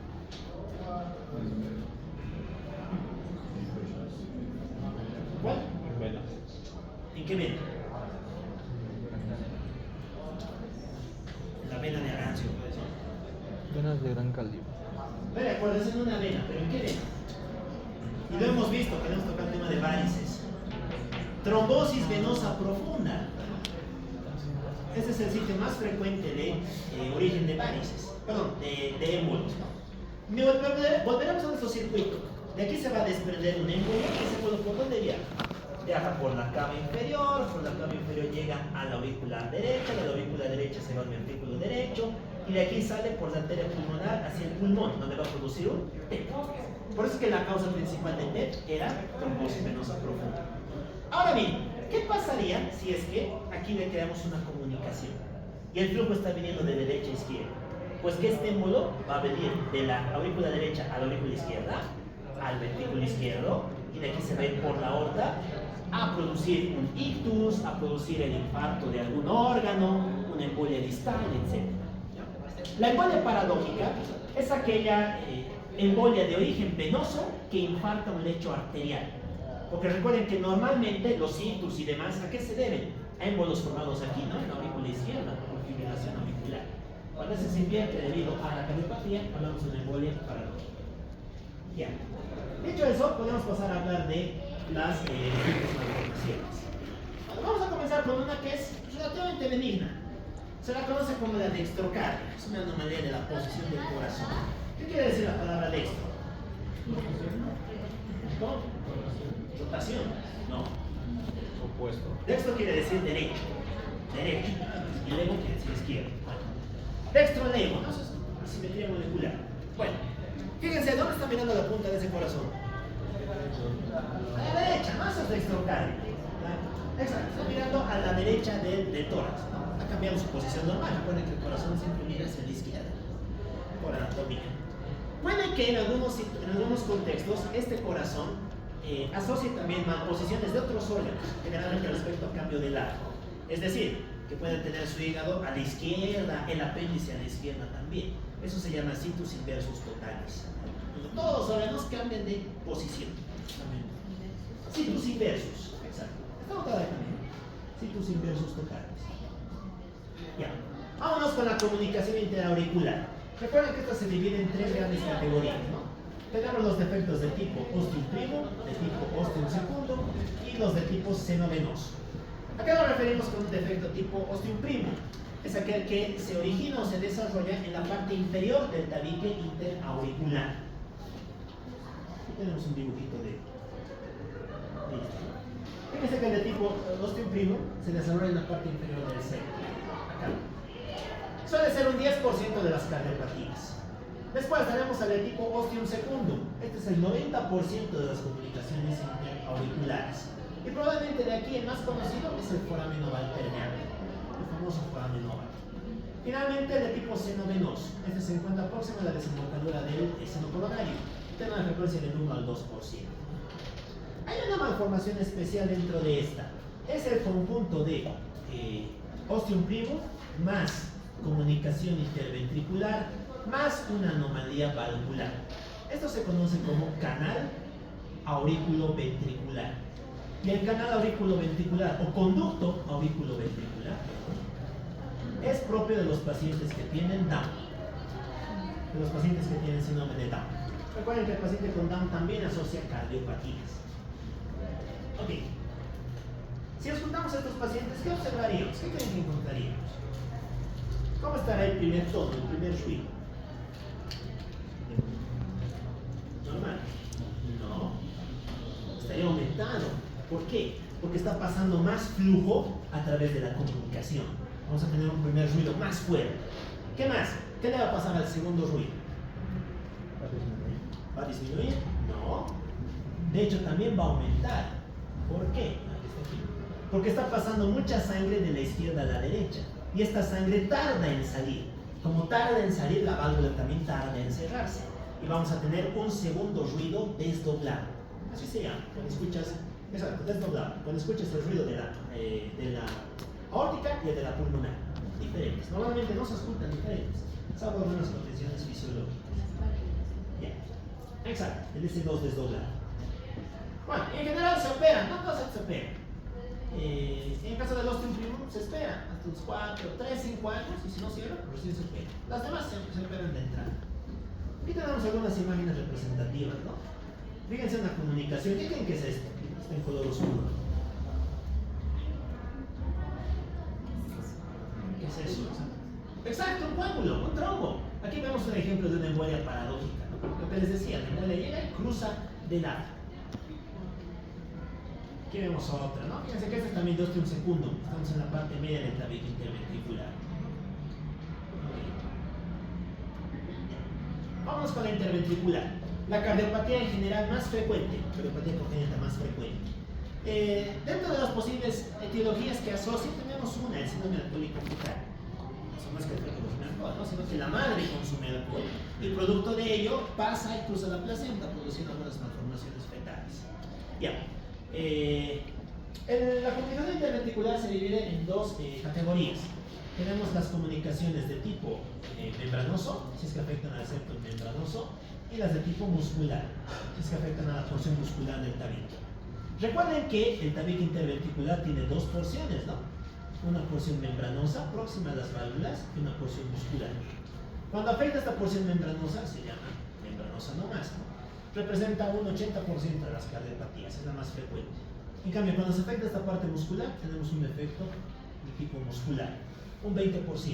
Tiene una característica especial, ¿cuál? Que algunas musculares cierran espontáneamente. Van a cerrarse en el curso de la evolución de estos pacientes. Ya. Tenemos una imagen, ¿no? Fíjense, por ejemplo, este caso. Tenemos una asociación de las dos comunicaciones, ¿no? Interauricular con interventricular, que está representada acá. Clínicamente suelen ser muy bien toleradas cuando son pequeñas, ¿no? Y cuando son de mayor tamaño, pues van a dar datos de Eisenmenger y demás, ¿no? Para lo que nos contaba, metáfora pulmonar y demás. En cuanto a la parte auscultatoria, ¿qué observaríamos? Vamos a escuchar un soplo sistólico. Un soplo sistólico, porque durante la sístole, este ventrículo va a mandar la sangre al lado derecho. Un soplo pansistólico. Y se ejecuta mejor a nivel de la región derecha. Bien. El conducto arterioso persistente. Recordaremos que era el conducto arterioso.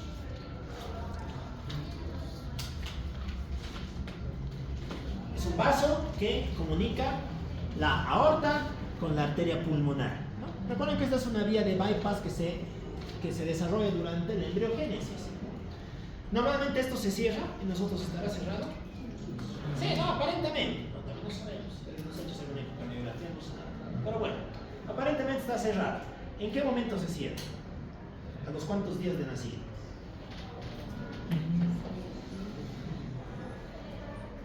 Varias cifras, ¿no? Pero podemos hablar inclusive de cierres hasta en un mes después del nacimiento. Y producto de ello nos va a quedar un vestigio embrionario, el famoso ligamento arterioso. Ahora bien, por una causa que no se conoce bien, en estos pacientes va a haber una mayor liberación de la prostaglandina E, la prostaglandina E2. ¿Se acuerdan qué función tienen las prostaglandinas?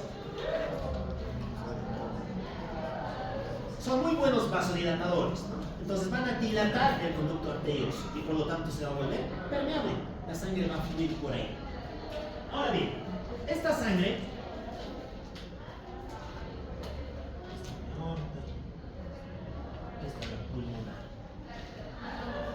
por efecto de las presiones, esta sangre normalmente va a venir de la aorta a la pulmonar, ¿no? De donde haya mayor a donde haya menor presión.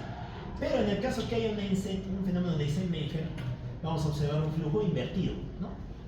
Es decir, de la pulmonar a la aorta. ¿Y esto qué va a producir? Cianosis. Ahora bien, ¿dónde será la cianosis? ¿En todo el cuerpo? No, porque recuerden que el callado de la aorta primero da las subclavias. Por lo tanto, la mitad superior de tu cuerpo va a ser rojita, bien perfundida. ¿Pero qué le va a pasar a la mitad inferior? Que va a ser cianosis. Se va a volver ciano. Eso se conoce como cianosis diferencial. Es un hallazgo característico del Eisenmenger en el curso del ductus arterioso persistente. Ya, ¿qué más? ¿A qué está asociada esta entidad? Asocia básicamente dos factores de riesgo: la prematuridad y la infección por la rubeola. Rubeola en el primer trimestre del embarazo.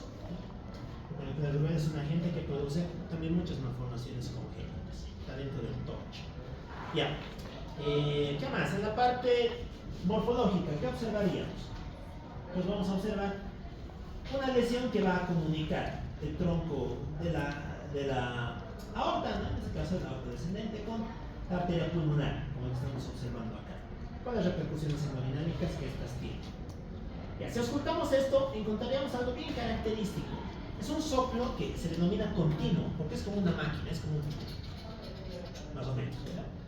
Eso se conoce como soplo en maquinaria de Gibson. Y se debe a toda la sangre que está yendo y viniendo continuamente a través del conducto arterioso persistente. El soplo en maquinaria de Gibson. Bien. Ok. Bueno, en general el tratamiento pues también es bien interesante, ¿no? Si es que eres un prematuro, ¿qué se puede hacer? Hemos visto que la causa es aumento de prostaglandinas. ¿Será que podemos dar algún fármaco para cortar la producción de prostaglandinas? Sí, ¿no? ¿Alguien sabe qué fármaco podría ser? ¿Qué fármaco inhibía a la ciclooxigenasa y de ese modo corta las prostaglandinas? Los AINES, ¿no? Los AINES. Aquí nos es de mucha utilidad una indometacina, un ibuprofeno intravenoso, etcétera, ¿no? Que van a permitir cortar esto. Vale, si recién ha sido terminado, ni modo, hay que operar nomás cuando dé manifestaciones clínicas. Ya. Pasamos a la coartación de aorta. ¿Qué quiere decir coartación? No decimos que algo se coarta. Muy bien, cuando su diámetro normal está estrechado, ¿no? Cuando está bajo mucha presión. En la coartación de aorta tenemos una malformación de la pared arterial, la cual hace que su diámetro disminuya, que se estreche, ¿ya? Ahora bien, esta coartación puede ser de dos tipos. Puede ser antes del conducto arterioso, esto se llama coartación preductal. Esa es una forma propia de los niños, también se le llama coartación infantil. Fíjense que la sangre sale por la aorta y no tiene dónde pasar, ¿no? Lógicamente esto va a producir alteraciones clínicas desde el comienzo. No suele ser muy severo, salvo que se administre conducta de manera temprana. En cambio, esta otra es la postductal. Fíjense que aquí la coartación está delante del conducto arterioso. Esta también se le llama coartación del adulto. ¿Por qué? Porque te deja vivir bastante tiempo con la entidad, en torno a 25 o 30 años. Ahí recién se diagnostica, ¿ya? Y usualmente su manifestación de diagnóstico es la hipertensión arterial aislada. ¿Por qué? Porque esta tiene mejor pronóstico. Porque aquí está presente el ductus arterioso. La sangre va a salir por aquí, pero puede volver por este circuito. Esto te va a actuar como vía de escape para evadir a la coartación. Por eso es que viven más tiempo. Ok. Cuando hablamos de coartación de aorta, tenemos que hablar también de algunos factores de riesgo asociados. Concretamente, algunas valvulopatías asociadas. Es frecuente que se asocie algo conocido como válvula aórtica bicúspide. Es decir, cuando mi aórtica en vez de tener sus 3 cenitos solo tiene 2. Eso es una malformación bien frecuente vinculada a esta. ¿Qué más? También está vinculada al síndrome de Turner. Recuerden que el Turner es un trastorno cromosómico que en general tiende a afectar a las mujeres. Muy bien, ¿qué vamos a encontrar en la parte morfológica? Pues una área estrechada, ¿no? Como estamos observando aquí. Esta es la aorta, esta corresponde a la una porción dilatada de la aorta, y aquí vemos la estrechez, la coartación aórtica. Es lo mismo que estamos observando acá. Ok. Ya, listo. Vámonos a la parte clínica. ¿Qué observaríamos? Pues cuando la sangre pasa por este punto de coartación va a producir un soplo, ¿no? En este caso un soplo sistólico que se escucha mejor en el foco aórtico, porque el problema es aórtico. Y respecto a las presiones, ¿cómo estaría? ¿Cómo creen que esté la presión en el miembro superior en esta patología? ¿Normal, aumentada, disminuida? ¿Disminuida en el miembro superior? No, de hecho va a estar aumentada. ¿Por qué? Porque fíjense que las subclavias están naciendo antes de la coartación. La sangre llega hasta por aquí, se acumula y como se congestiona tiene que pasar sí o sí por las subclavias. Va a generar una sobrecarga de presión en el miembro superior. Pero ¿cómo estará en el miembro inferior? ¿Aumentada o disminuida? Disminuida, porque no está llegando sangre al miembro inferior. De hecho, el miembro inferior llega a cambiar el trofismo de la piel, llega a presentar alteraciones cutáneas, etc. Que es algo bien característico de la coartación de aorta.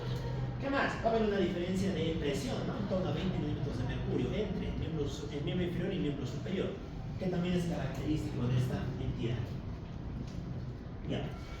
Si es que le hacemos una radiografía, observaríamos algo bien interesante. ¿Qué está señalando ahí con flechitas azules? ¿Qué notan de raro?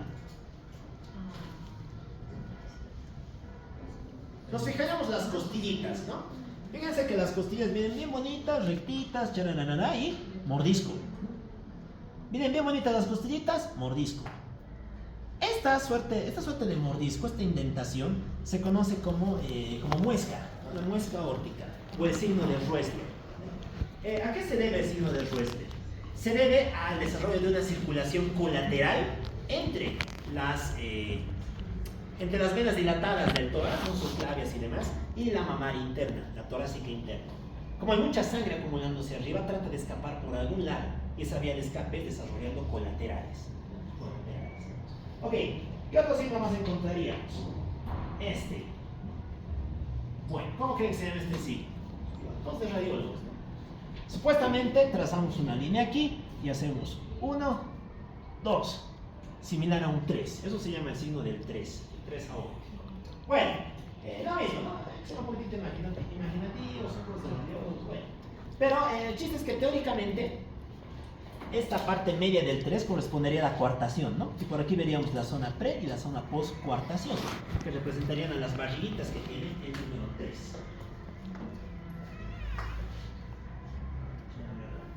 Ok. Ya, ¿qué más? Ahora un soplo, con fémito, etc. La transposición de los grandes vasos. A ver, ¿qué les llama la atención ahí?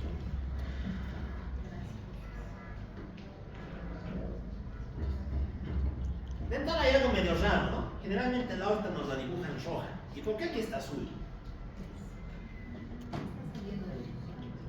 ¿Del ventículo izquierdo? No, exacto. Fíjense que la aorta está naciendo del ventículo derecho. Muy bien. Y la arteria pulmonar aquí está roja. ¿De dónde está naciendo? Del ventículo izquierdo. Hemos cambiado los órdenes, ¿no? Nos hemos ido al revés de lo que es la anatomía normal. Eso se llama transposición. Y es de los grandes vasos porque va a afectar a la pulmonar y a la aorta, ¿ya? Lógicamente, estos son circuitos cerrados, ¿no? Ten en cuenta que la sangre va a salir por aquí, por la aorta, va por todo el cuerpo y va a volver por las cavas. Y aquí pasaría lo mismo, la sangre sale por la arteria pulmonar y vuelve por las venas pulmonares. En ningún momento se conectarían. ¿Esto sería compatible con la vida? No, no, porque tenemos dos circuitos que no se conectan, que no se mezclan. Salvo que haya algún defecto adicional.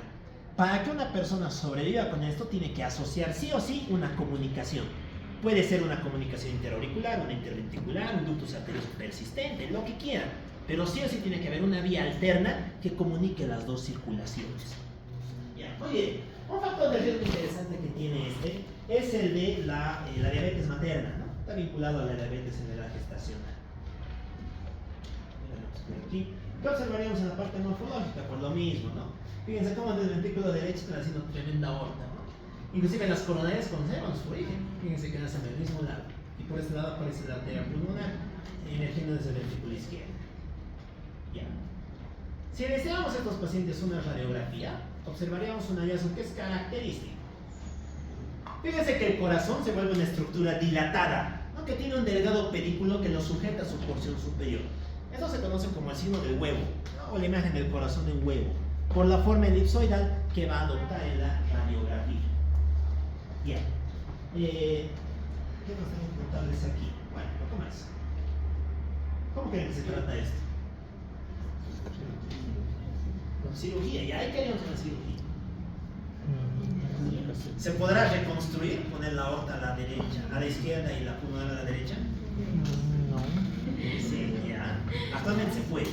Hemos llegado a ese grado de dominio de las cosas, ¿no? Que actualmente se puede cambiar de lado tranquilamente estos vasos. Vamos a hacer en torno a los 6 meses.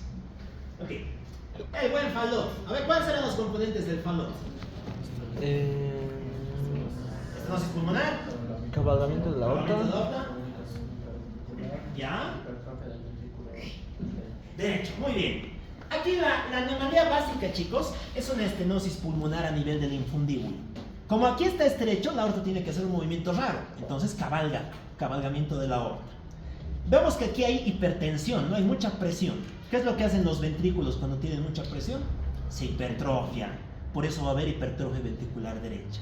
Y para generarle una vía de escape a ese flujo, se crea también una comunicación. Dense cuenta que el problema básico es este. Muy bien, hemos dicho que esto ocurre en los recién nacidos, con todas las características que tiene. Ahora bien, resulta que cuando nosotros nos agitamos mucho, o cuando lloramos mucho, se expande mucho el tórax, y eso tiende a comprimir o a cerrar este infundíbulo, ¿no? ¿Qué pasaría si es que tapamos el infundíbulo? ¿Por dónde va a fluir toda la sangre? ¿O se acumula? ¿Se acumula? No. Tiene una vía de escape. La comunicación. Si cerramos el infundíbulo, toda la sangre se va a escapar por la comunicación interventricular. Y toda esa sangre desoxigenada va a fluir por ahí. Eso va a producir algo conocido como crisis cianótica. ¿Cuándo se va a presentar? Estamos hablando de niños. ¿Cuándo llora un niño? Todo rato, ni bien ha nacido empieza a llorar, ¿no? Es clásicamente una cianosis sumamente intensa, en las formas más intensas que hayan visto en sus vidas, después de que un niño llore o lacte. Clásicamente se presenta después de ambos fenómenos. ¿Por qué? Porque hay un espasmo del infundíbulo y por lo tanto toda la sangre se va por el otro lado. Ok. En la parte morfológica, ¿qué encontraríamos? Hay una imagen radiológica característica, ¿no? Esto, ¿con qué lo podrían comparar? No. Un zapato. Ya, muy bien. Sí, fue de un zapato, de un pie, ¿no? Eso se conoce como corazón en bota o corazón en suela. Bueno, es lo mismo, debido a la morfología que va a tener secundaria las alteraciones del falot. Ahora bien, hablamos de un término bien interesante, falot cianótico y acianótico. ¿De qué va a depender eso? De qué tanta sea tu comunicación interventricular. Porque claro, si la comunicación es muy estrecha, mucha sangre no va a pasar por ahí, y eso te va a producir un falot de toda la vida. Pero si la comunicación es grande, el ventrículo izquierdo ya puede mandarle sangre oxigenada a la derecha. Y eso va a producir un falot sin cianosis. Eso se llama falot acianótico. Ok. Vamos ya para terminar con... Bueno, esto no nos interesa mucho las atresias. Recuerden que las atresias son malformaciones en el desarrollo de una válvula, ¿no? Le puede pasar a la tricúspide, le puede pasar a la pulmonar, le puede pasar a la aórtica, pero son malformaciones bastante raras. La que sí nos interesa es esta, el tronco arterioso.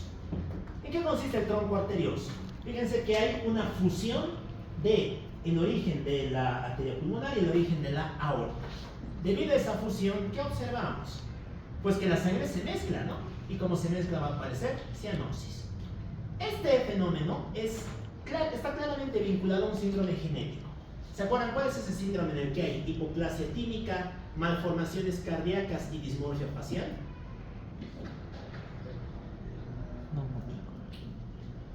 ¿Cómo es? ¿Qué síndrome es ese? El síndrome de DiGeorge.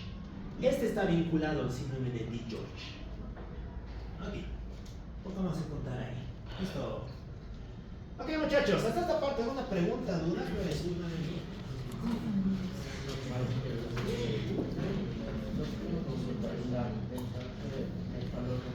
La pentología.